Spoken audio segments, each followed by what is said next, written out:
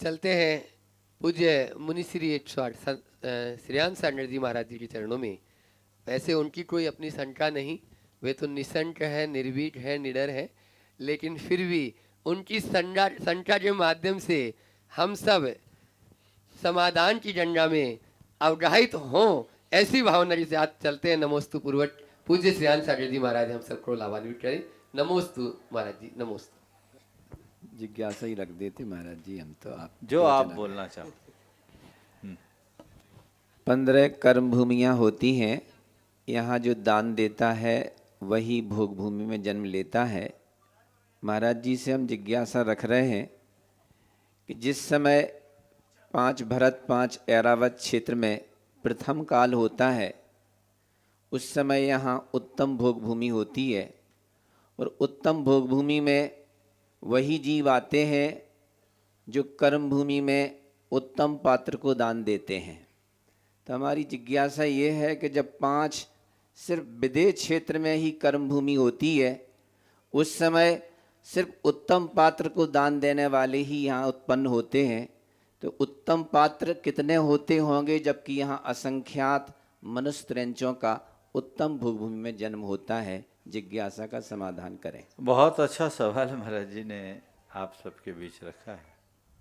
प्रथम 3 काल में असंख्यात मनुष्य और तिर्यंश होते हैं, पर वो असंख्यात वर्ष की आयु वाले, 3 पल्ल की आयु है।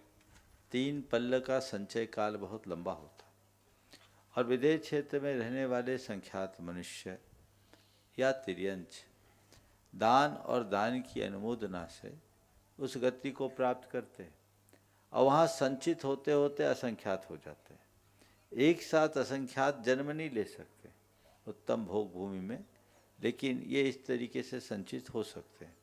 इसके अतिरिक्त महाराज जी और एक जोड़ने की बात है, बीच के जो कर्म भोग भूमि प्रतिभाग है, जिसमें असंख्यात द्वीपों में जो भोग भूमियाँ हैं, जहाँ जगन भोग भूमि है, उसमें असंख्य तिर्यंश है। वे भी भोग भूमि में जा रहे हैं कर्म भूमि से ही, दान और दान की अनुमोदना के बल पर।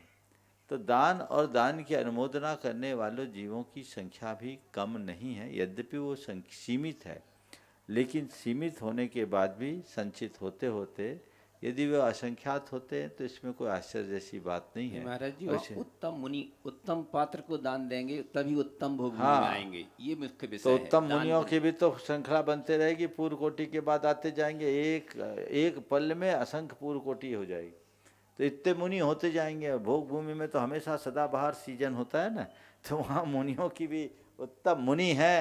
ये महाराज जी के प्रश्न का इशारा बिल्कुल अलग है कि ध्यान रखना, तारने वाले भले कम हो, तरने वाले असंख्य हो सकते हैं। समझ गए? तारक कम होता है, तरने वाले कम अधिक होते हैं। नाव एक होती है, उस पर सवार होने वाले अनेक हो सकते हैं। ऐसे ही मुनिराज उत्तम पात्र कम होंगे, लेकिन उनको दान देकर उस दान की अनुमोदना मात्र से अपना उत्थान करने वाले लोग अनेक हो सकते हैं।